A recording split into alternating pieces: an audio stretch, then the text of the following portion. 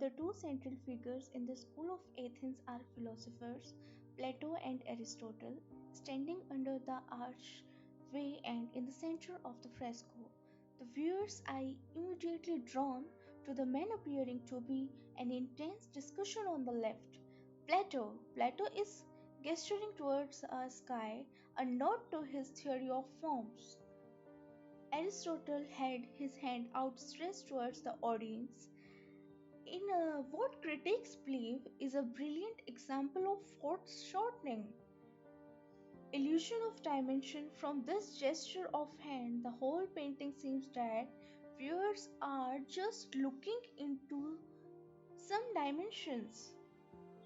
So definitely it gives you the view as if you looking into some dimensions. Aristotle's outstretched arms depicts his philosophy in direct opposition to Plato. Aristotle believed that the only reality is the one we can experience through our senses. Each of them is holding a copy of text supporting their theory. Plato holds his book Timaeus, while Aristotle holds Ethics.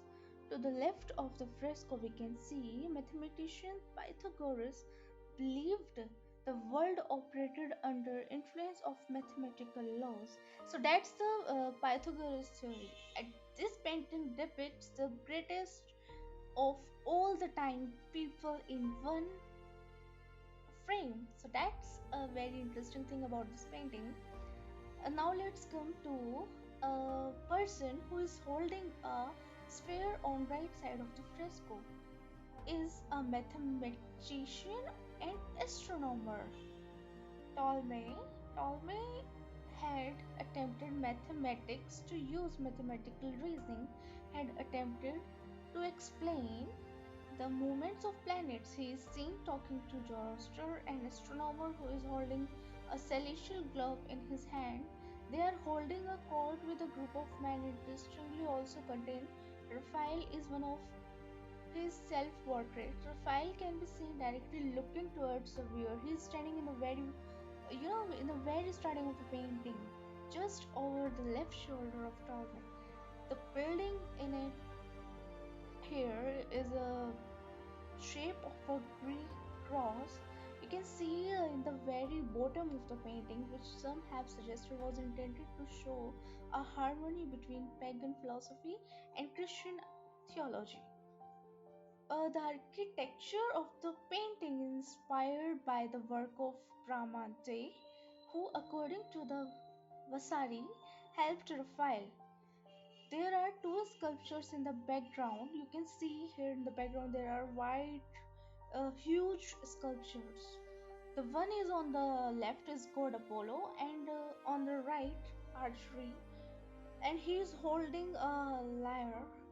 The sculpture on the right is Athena, goddess of wisdom, in her Roman gesture as Minerva was shown in so many paintings of Renaissance period.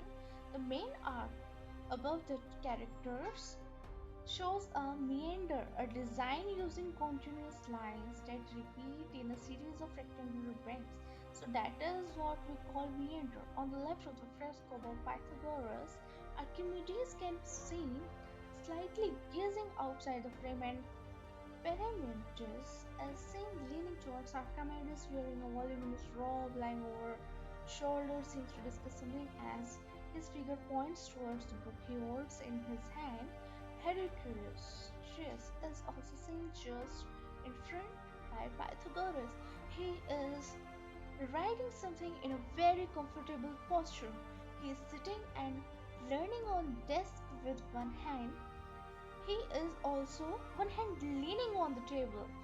That is showing his attention towards his reading. He is also identified with Michelangelo, Socrates, and Epicurus, as well as Zero can be seen on the left side. This work of Raphael contains depiction of 50 philosophers. Can you imagine a painting that contains 15 philosophers? The school of Athens painted on the east wall of the Stanza della Signatura, the papal library.